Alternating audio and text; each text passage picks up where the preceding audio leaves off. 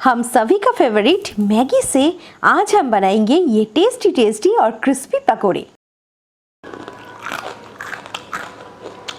नमस्कार दोस्तों, कैसे हो आप? मैं हूं श्रीतमा और आप सभी का मेरी किचन में बहुत बहुत स्वागत है।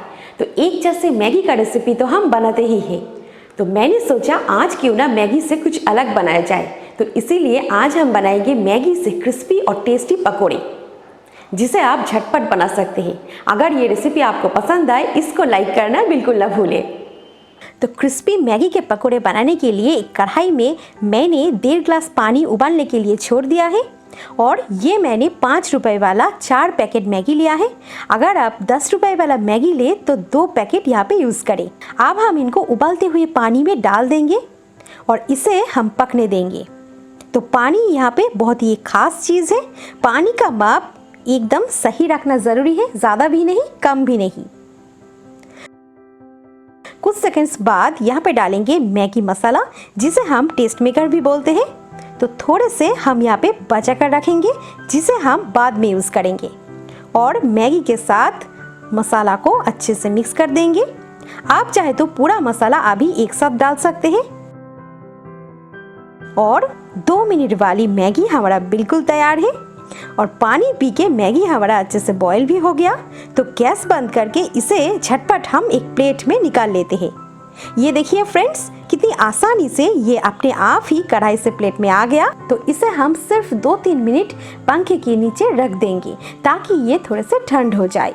तो एक बड़े से बाउल में अब हम डालेंगे बॉइल्ड मैगी, साथ में डालेंगे 2 चॉप्ड प्याज, 2 कुटी हुई हरी मिर्च, जिसे आप अपने हिसाब से डालें, 1/4 छोटा चम्मच अजवाइन, इससे बहुत ही बढ़िया टेस्ट आएगी और ये डाइजेस्ट करने में भी मदद करेगी।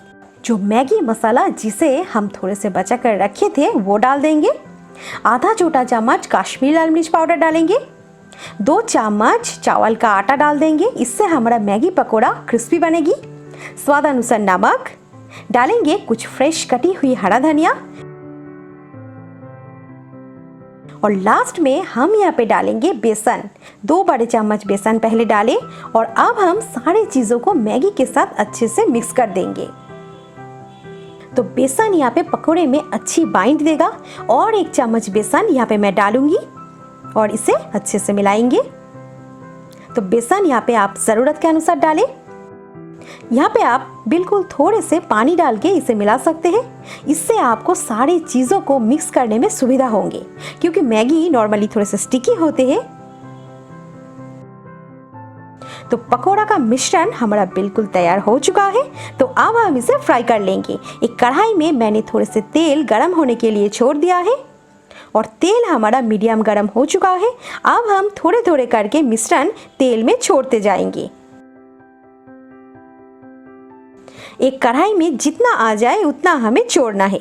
पकोड़ा का कोई स्पेसिफिक शेप हम नहीं रखेंगे, आप चाहे तो गोल शेप यहाँ पे आप रख सकते हैं। दोस्तों, मेरी माँ कोई भी पकोड़ा फ्राई करते वक्त ऐसे तेल में छोड़ती थी। इससे पकोड़े क्रिस्पी और टेस्टी दोनों ही बनते हैं। तो आप भी ऐसे ट्राई करें। और इन पकोड़ों को हम मीडियम फ्लेम में गोल्डन करके फ्राई कर लेंगे। इनमें झाग खत्म होने के बाद ही आप चम्मच चलाएं और पकोड़ा को आप सावधानी से तेल में छोड़ें, ताकि तेल की छींटें आपके हाथ में ना लगे। कुछ देर बाद ये देखिए फ्रेंड्स, सारे मैगी के पकोड़े को मैंने एकदम गोल्डन करके फ्राई कर लिया है। तो अब हम इसे कढ़ाई से प्लेट में निकाल लेते हैं। पहले कलछी को कढ़ाई के ऊपर थोड़ी देर रखना है ताकि एक्स्ट्रा तेल कढ़ाई में निकल जाए। और अब हम इन्हें एक प्लेट में निकाल लेते हैं। तो पहले बैच को मैंने फ्राई कर लिया है। तो बिल्कुल ऐसी तरह से मैं अभी दूसरे बैच को और तीसरे बैच को भी फ्राई कर लूंगी। तो झटपट ये सुपर क्रिस्पी और टेस्टी मैगी के पकोड़े को आप 10 मिनट में बना लीजिए और गरम गरम चाय के साथ इसके मजे उठाइए। और तीसरी और आखिरी बैच भी हमारा फ्राई होकर तैयार है। तो फ्रेंड्स, बिल्कुल देर न करके झटपट इन्हें हम एक प्लेट में सर्व कर लेते हैं केचप के साथ।